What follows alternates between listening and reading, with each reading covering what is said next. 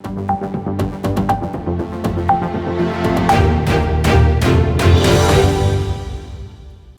Commissioner Sharma, Your Excellency, and Madam Ratnamala Sharma, Consul General Manish Gupta, ladies and gentlemen, distinguished guests, all of you. It's a great privilege for me to be able to say a few words on behalf of the Department of Foreign Affairs and Trade. For those of you who I haven't met, I recently arrived as the State Director of the New South Wales Office of Department of Foreign Affairs and Trade.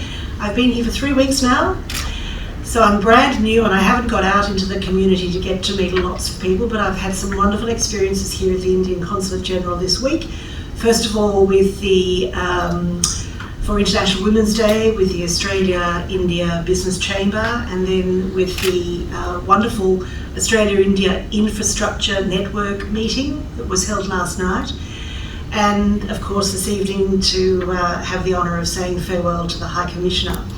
And I think the fact that there is so much dynamism in the relationship with India reflected in the events that I've participated in this week is a tribute to the High Commissioner and the work that he has shepherded very carefully over the time that he's been here as High Commissioner.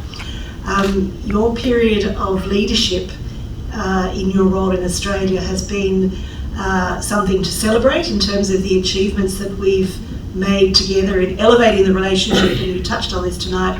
Obviously the comprehensive strategic partnership signed by our respective Prime Ministers leaves the relationship at the highest point it has been on so many levels, in so many sectors and so many areas.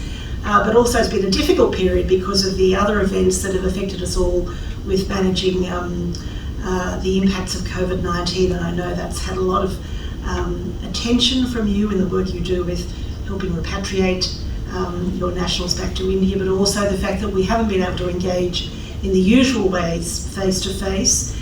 So that's been both a challenging period, but also you have much to celebrate in what you've achieved during your time in Australia. And I just want to say how impressed I am that you took the time to acknowledge Ratnamala. It's really important that all of us acknowledge that in our profession we move around a lot. We make new friends, and you're right, what we do is all about meeting the people and establishing all those relationships and friendships around the world. But we also have to say goodbye, and we have to leave family and friends, loved ones behind. We often have to not rupture, but sort of end the connections that we have and then make new ones in new locations.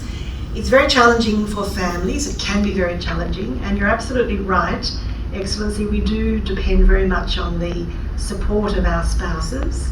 In my case, my husband was a great source of support for me when I was High Commissioner in Bangladesh. Just having him there, as you say, to be able to talk to, but also always valuing the work that we do. And I think we often don't demonstrate our appreciation for our spouses and the wonderful love and support they provide. So I'm really happy that you did that publicly, because it needs to be acknowledged, and I'm very touched that you did that. And I would echo the importance that we need to place on family giving us the support in our careers. I think you can be very proud of your achievements, not only in your time in Australia and the friendships you've made, and you are a friend. All the colleagues you deal with in the Department of Foreign Affairs and Trade will be sorry to see you go. But your career from the very beginning has obviously been, you've been a witness to so many amazing things in history because of the work that you've done and the places you've been. And I think now you should reflect very favourably on the amazing things that you've been able to achieve.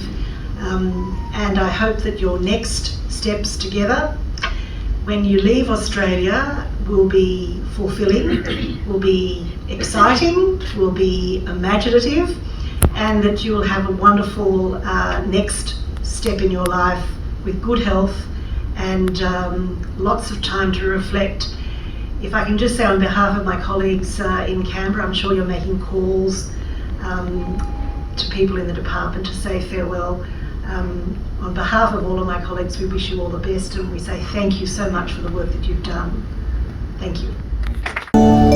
VT Times. Be with the times.